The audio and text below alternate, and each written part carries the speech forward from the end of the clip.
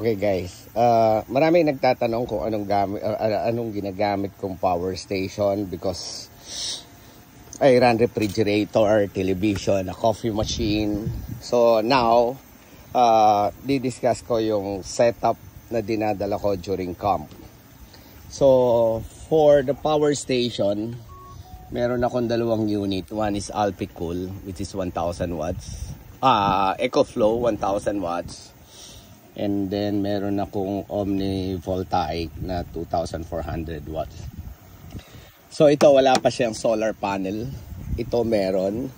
So during the day, ito yung ginagamit ko para nag-harvest ako ng solar. Meron akong foldable na 110 watts. So it's enough dun sa consumption ng refrigerator. And kung mag-charge ako ng mga lights, electric fan, power banks, so enough siya. But for the coffee machine, kasi 1,450 watts yan, hindi yan kaya nitong EcoFlow. So dito ko siya ginagamit dahil 2,400 watts to. Nire-reserve ko to, ginagamit ko lang siya sa coffee machine, and sa gabi ko siya ginagamit kasi dito nakaka-harvest ako ng extra energy from the solar panel.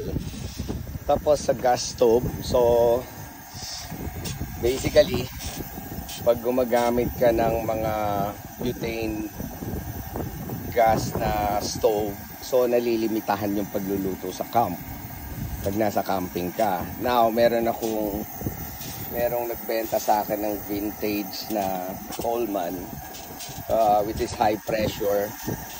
Yan, gumagana siya, blue flame. Now nagluluto tayo ng dinadamanig. So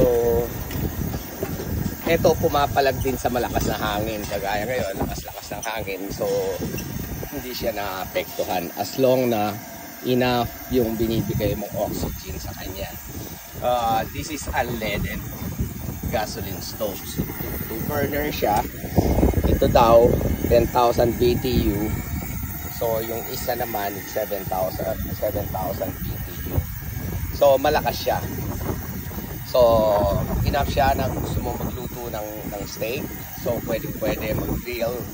Pwede siya. Then meron tayong rechargeable water pump na nanggagaling doon sa ano natin, yun yung potable water natin.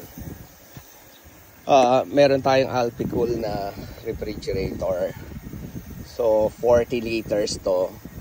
Pag nasa negative 20 setup siya para mag-frozen yung mga meats natin, everything.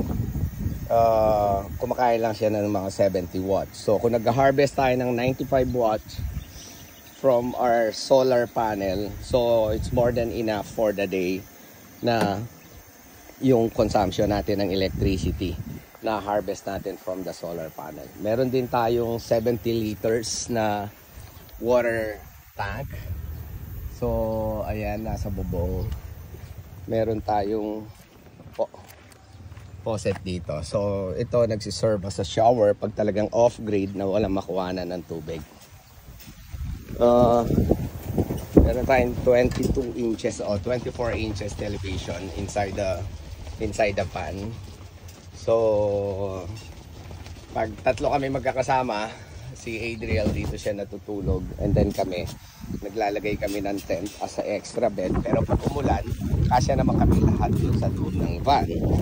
So ito yung setup natin here. So ito yung sofa bed natin. So yung ginagawa namin bed. Ito, magkalimutan na lahat si Philippine flag kasi merong national anthem every morning.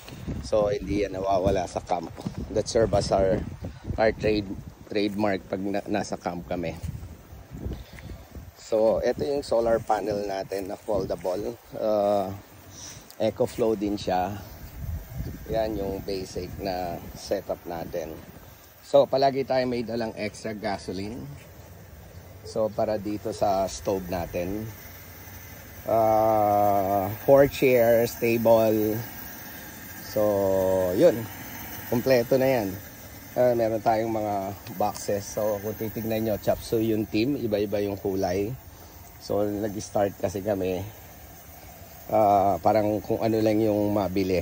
But pa isa-isa napapalitan na namin, na-improve namin yung mga gamit, and hoping na mag-isang kulay na lang.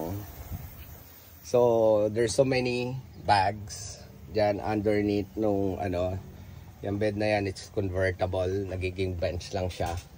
This cabinet, dito namin nilalagay yung refrigerator. Meron kaming dalang extra ice.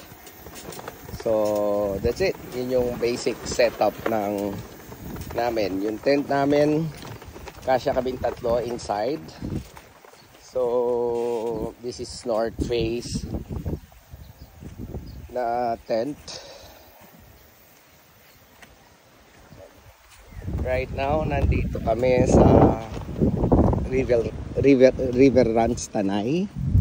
So yung tulay nila ay mahabang ilog. So maraming campsite dito guys, kaya lang yung iba nagpo-cross, kagaya ng mga doon, mga ano yan, mga camping site din, pero magpo-cross ka ng river. So recommended, kailangan naka 4x4 ka. So as long na yung sasakyan namin is not 4x4, hindi kami pwedeng mag-cross doon. So ito kasing River Ranch, naka yung entrada niya nandun mismo sa road. This is a nice place. Kagabi malamig, 20 degrees yung temperature. Now malakas yung sikat ng araw, pero mahangin, and malamig pa rin. At least yung power station natin, nakaka-harvest siya ng about 90 to 95 watts from the sun. So yun, complete setup natin guys. Ito ang pinaka-paborito ko ngayon dahil meron na tayong 2,400 watts na power station. Kaya nakakapagdala na ako ng espresso machine. Thank you.